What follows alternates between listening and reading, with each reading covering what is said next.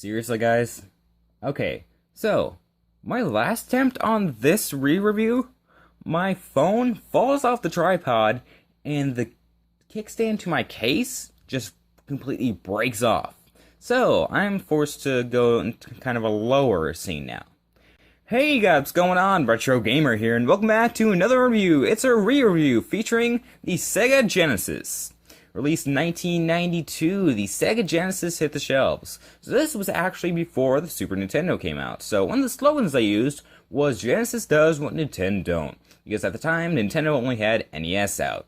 But then when Super Nintendo came out, they used the slogan blast processing. Because it was a little bit faster than the Super Nintendo. Now, you might be wondering why I'm doing a re-review. Well, if some of you remember, which was very few, who watched my original review on this thing, it was very bad. The original camera I was using was like 8 megapixels, it was extremely laggy, and yeah, you couldn't even watch it. So this is the re-review. So with all the history and all that out of the way, let's take a look at the features. Well, we see the Sega Genesis logo up here, the Sega logo, the cartridge slot with the little dust cover, power slot, and power port, come on, power switch, reset switch, and power light indicator. Down here we have the 2 controller ports, and then back here we have the AV out and DC out. Now note, this isn't actually AV out, this is one of those old like cable RF plugins, so you're gonna want to make sure you have a TV that can do that, or get a converter, because yeah, that won't actually do AV like the Super Nintendo did, so you just gotta be cautious of that. So this is the second model of the Sega Genesis, actually. There were 3 models. The first one was really big. I actually had the first one when I was a kid, but mine broke. It had like a headphone jack on it, like volume wheel, and it was just really big, and I was pretty shocked with it, actually. It looks pretty cool. But then I got the second model, and then they even had a third model that was smaller than this one, like half the size of this one, which is hard to believe. But I was one of those kids, you know, who had the best of both worlds, so I had the Sega Genesis and Super Nintendo, so I was able to choose which one I really liked.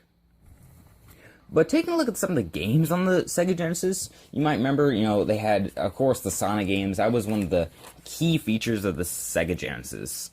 Like Sonic the Hedgehog 2, which is arguably one of the best Sonic games of all time. Sonic the Hedgehog 3, Sonic and Knuckles, which was really cool because it wasn't only Sonic and Knuckles, but you could plug in Sonic 2 or 3, and then you could play the Knuckles in Sonic 2 or 3.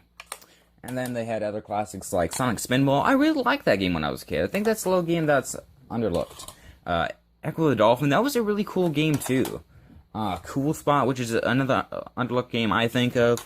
And then a really overlooked game I think is really Bonanza Brothers. This was one of my key favorites at the time when I was a kid playing this. And then the controller's pretty basic. The controller is just straight D-pad, ABC, and start. It worked for games, but for like the fighting games of the time, like Street Fighter 2 and Mortal Kombat, it was really bad because it's not like the Super Nintendo controller that had, you know, A, B, X, Y, L, R, start, select. You just had to do like A and start, B, C and start. Like, you had to really work your magic with this controller, and so Super Nintendo definitely won with, in terms of that controller. But it worked, and it feels really good in the hands, and it was pretty basic. So guys, that's my re-review on the Sega Genesis. If you liked the video, please like, comment, and subscribe. And stay tuned for another video. See you guys then.